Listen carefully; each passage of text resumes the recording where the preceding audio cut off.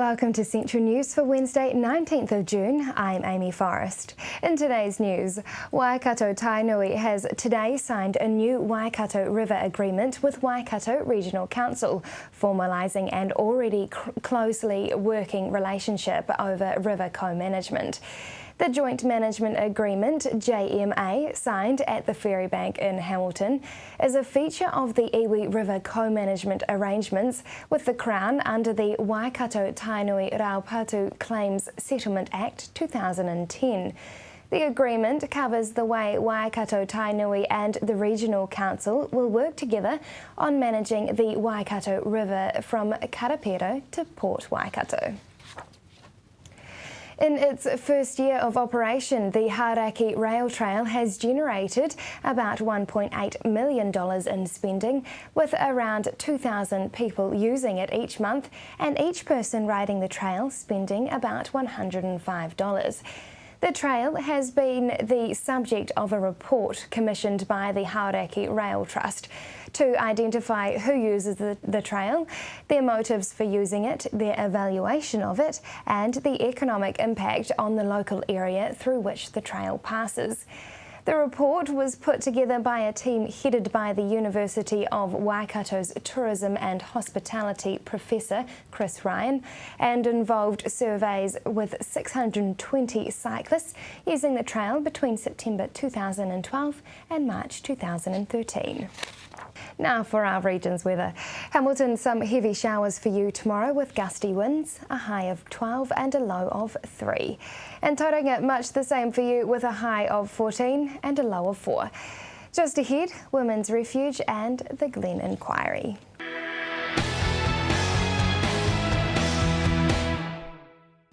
Welcome to Central News on TV Central.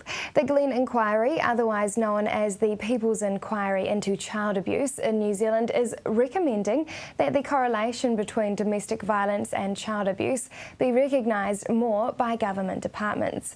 Hilary spoke with Angela from the Tauranga Women's Refuge to see how strong the link is.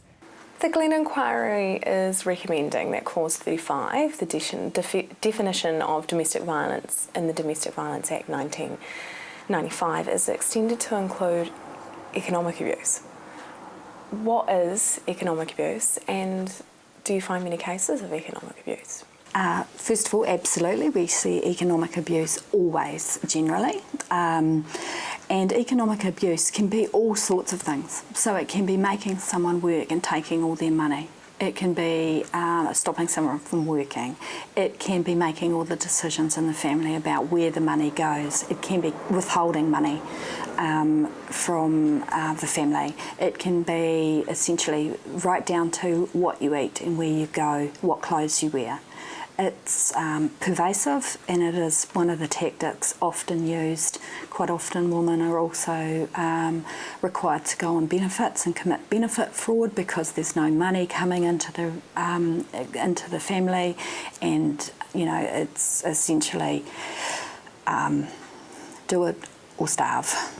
So yeah, I would definitely recommend that be included, because the more we name the different tactics of abuse, the more we are able to address those openly. Is there a strong correlation between domestic violence and economic abuse? Do they go hand in hand?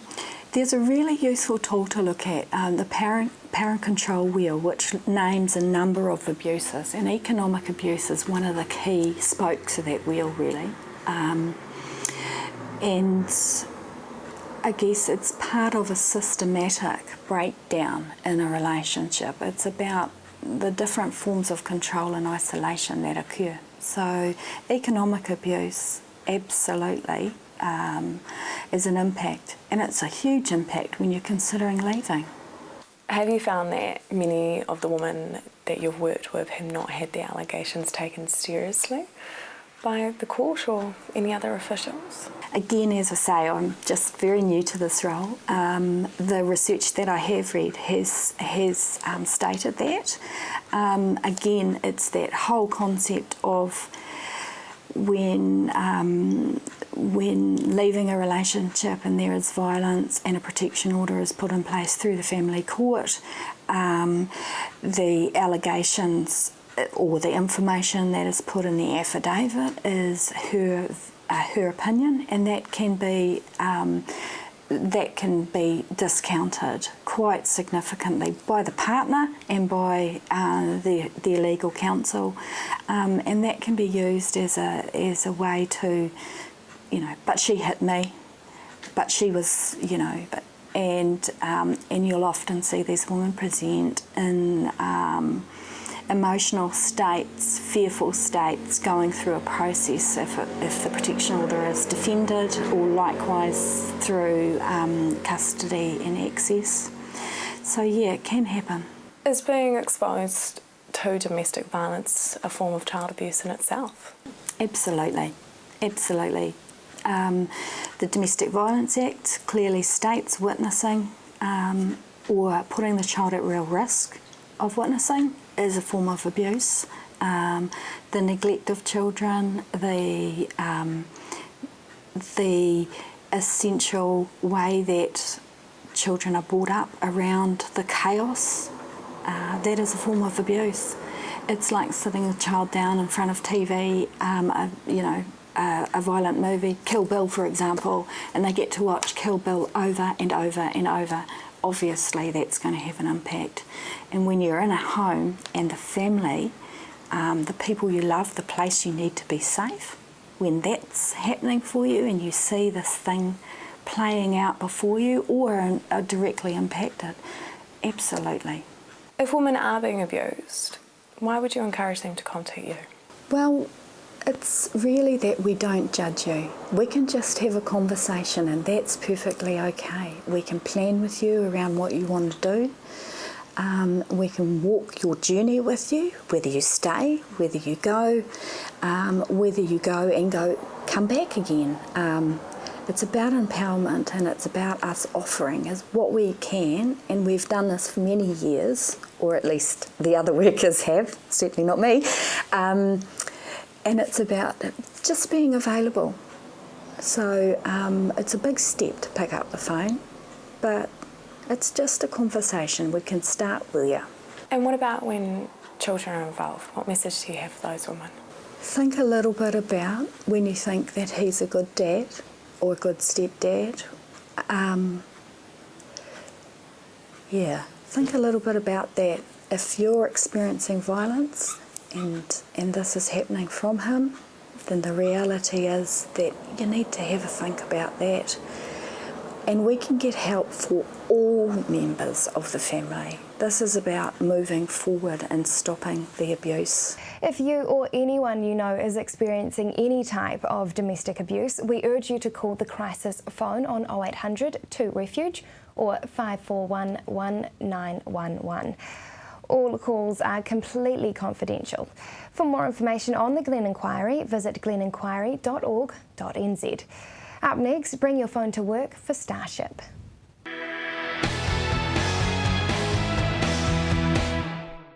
Welcome back. Most homes have an old cell phone or two sitting around unused, and one organisation has come up with a great idea to recycle these phones for a good cause. I spoke with Kate Bunge from SwapKit to tell us more. Hi Kate. Now, first of all, who is SwapKit and what is the connection to the Starship Foundation? Well, SwapKit is a international company that works on a web-based system for recycling mobile phones. Starship are our chosen charity, and in 2009 we joined with them and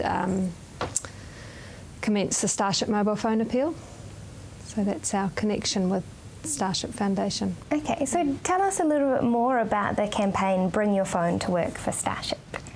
Well, the whole campaign, Starship Mobile Phone Appeal, is about collecting old mobile phones from businesses, the general public, schools, anyone who's got them in New Zealand. It's a nationwide campaign. And we thought we have to always be thinking of new ideas to get the public and get businesses involved in the campaign, because it's, there's mobile phones coming into New Zealand by the thousands, millions every year. So we tried to think of an idea that we could use around the Environmental Day, which falls in June each year, and it's a worldwide Environmental Day. So we thought we'll use that day as our kind of launch for this, and we thought of bring a phone to work day for businesses. And it's not just targeting businesses' phones, it's targeting all the people that work in those businesses and families and friends and everyone like that. Okay, so where exactly do all the old phones end up? Well, we have two systems. We have phones that still work, and those are on-sold into third world countries, and then we have the phones that don't work, and they're recycled in a big foundry in Japan. And so to date we've on-sold about 700,000 phones. I think that we get sent, actually, we make sure it's recycled in a environmentally friendly way. Wow, that is huge. It is, it's a great campaign. I mean, it's a win-win for everyone, because it's a win-win for Starship. We've, in the 4 years we've been going, we've managed to donate over $2 million. Wow. And that money goes to fund the National Air Ambulance, which brings children from all over New Zealand to Starship Hospital. And then it also helps with, in third world countries where these people wouldn't readily be, phones wouldn't readily be available to them at the price that the market, so we can give them second-hand phones, working phones at a lower price.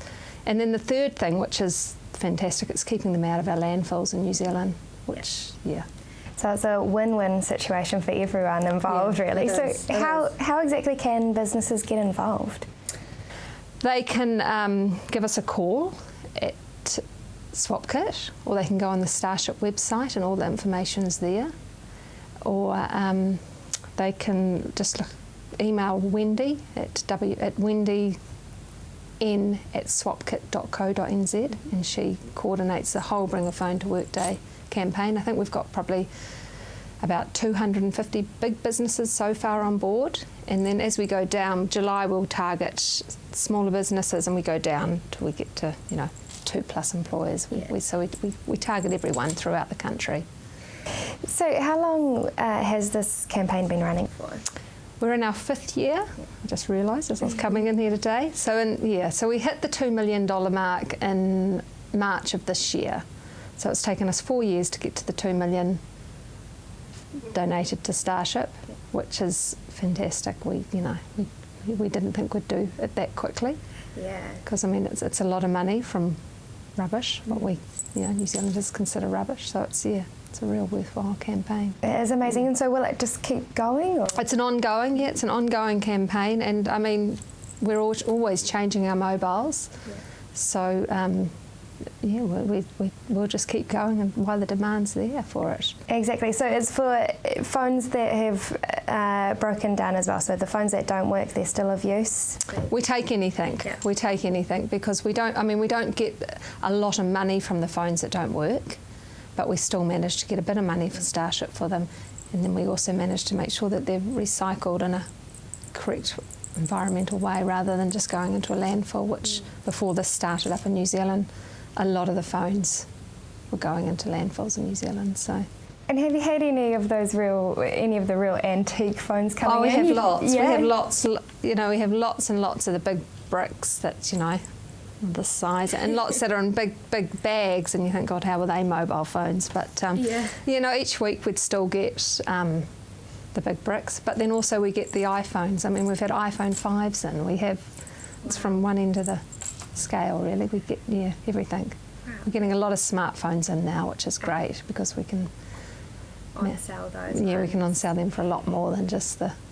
Yeah, definitely. So how exactly does it work if you're not involved with a business, if you've got a phone lying around, which most people have got phones lying around in their drawers and things, how can they drop off their phones? The best way for that is we've got all the telcos on board, so we've got Telecom, Vodafone and 2 Degrees. They're all partnered in with us with this recycling plan, and so they all have bins at their stores, so you can drop your phone into any of those stores, and they'll pass them on to us monthly, or just Wow.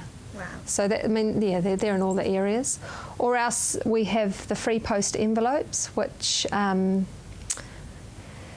we put them into newspapers and things like that every so often, or you can give us a call. For more information, visit starship.org.nz. Up next, the National Swim School Award.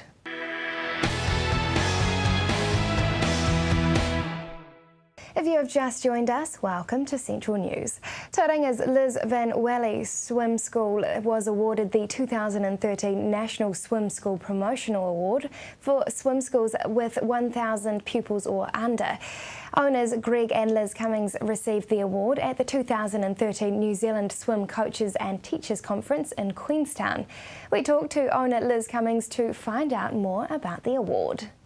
Liz, tell us about the award you guys received. Okay, the award was the Best Swim School Promotion Award for swim schools that have under 1,000 students in it. So we went up against all swim schools in New Zealand that have those same numbers, and it was about how we promoted our swim school the best. What promotions have you done?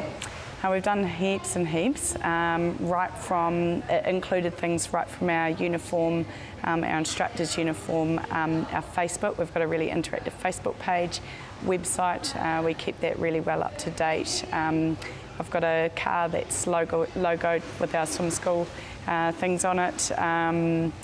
We give away free swim bags to all of our customers, so that's got our branding on it, of course, so when they go out into the community, use their swim bags at schools and so on, people sort of learn about us a bit more. We've done a car sticker competition where we give all of our customers a car sticker and they've got to put it onto their car, and if they're seen driving around town with our car sticker, they then go into the draw to win a terms free of lessons. We sponsor a lot of school events, quiz nights, kindergarten events and so on. How have you achieved such a strong market brand? I think we did a lot of research before we opened, and we really wanted to see what Tauranga swim schools or what Tauranga parents needed in a swim school. So that research brought us to have what we've got now, and I think just really strong word of mouth within our business as well has helped establish our market brand. How much time is spent on promotions and marketing? Initially it was quite a lot because we were a brand new swim school. We had no history, and where we're located is sort of not in the centre of town, so we're not visible from anywhere. We're not driven past. No one drives past us and sees us. So we put a lot of effort into it. We did a couple of grab one deals to get customers in that way, just so that they could see what we're about. But now we don't have to so much now because we've grown our swim school. We're nearly at our maximum capacity now. So promotional materials gone down, but we still do the stuff, the extra things for our customers, such as the stickers, the swim bags that we've done. We've also included this term, that it's essential for swimmers to wear swimming caps, and a lot of that happens. They buy our swim cap with our Liz Van Welle Swim School logo on it. Why do you think it is so important to teach young children to swim? I guess it's a life skill. We are surrounded by water in Tauranga and in New Zealand. You know, there's beaches next door to us, there's rivers, a lot of people have swimming pools in their backyard. It's so easy for a child to even drown in a bucket of water. So it's an essential life skill. You know, parents put their children into piano lessons, but that certainly won't save their life. So that's what we really push, that, you know, learning to swim is about saving your child's life, as well as generating a pathway into a large number of sports such as triathlon, swimming, water polo, surfing, heaps of those sort of water sports as well. What do you think makes Liz Van Welle Swim School different to other schools? Well, when we opened, we wanted to have a point of difference from all of the other swim schools in the area. Our first point of difference was I've been a swimmer and I've swum in chlorinated water my whole life. And to me, I hate stinking of chlorine because it just stays in your skin, and you know, you go out into the community and you know, everyone just, it's your permanent deodorant. And so it was one of the things that we were interested in, is not having chlorinated water. So we've invested in a system called Magnapool, and the Magnapool is, we use minerals to treat the water, so it's a mix of magnesium and potassium to treat the water. So that's our first point of difference, and that's what attracts lots of our mums and babies, because parents don't want to be putting their children into chlorinated water because it's full of chemicals and so on. Our second point of difference is that we have invested into a program called Smart Moves. Now this is a program for our mums and babies, and it's an international program, and it's been well researched into child development. So we're the only swim school in Tauranga that's delivering that program as well. And our third point of difference is myself, I'm an ex-New Zealand representative swimmer, so Olympics and Commonwealth Games, so there's no other swim schools in Tauranga that are doing that either. So. Over 50% of your customers are from word of mouth. What do you think helps to make a good word of mouth customer base? I guess providing a consistent service. For us, we have our teachers teach the same. We send the same messages out so that when a customer hears about us, they come and get that what they heard about us.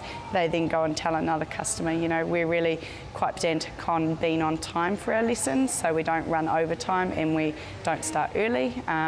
So we run they get the full quality of what they've come and paid for.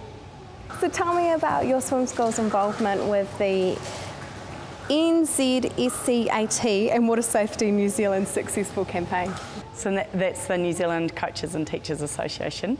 Anyway, they partnered with Water Safety New Zealand to contract swim schools to go around New Zealand and educate early childhood centres and daycares about water safety.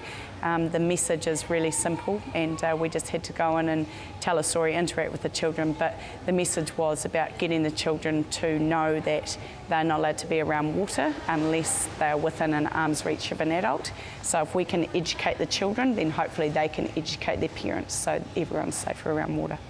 So your swim school's only been open for 2 years. Did you ever imagine that it would be so popular in such a small amount of time?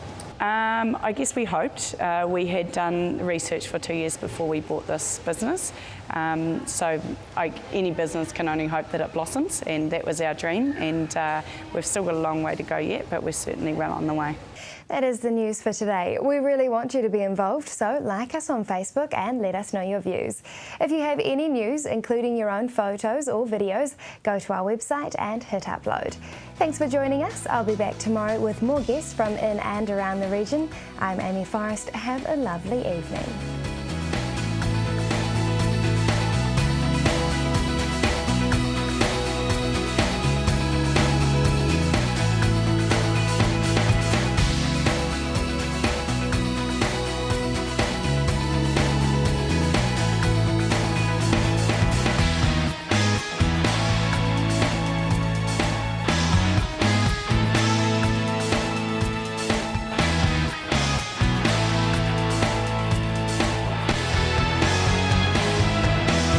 This has been an Alpha Media production, a division of Television Media Group.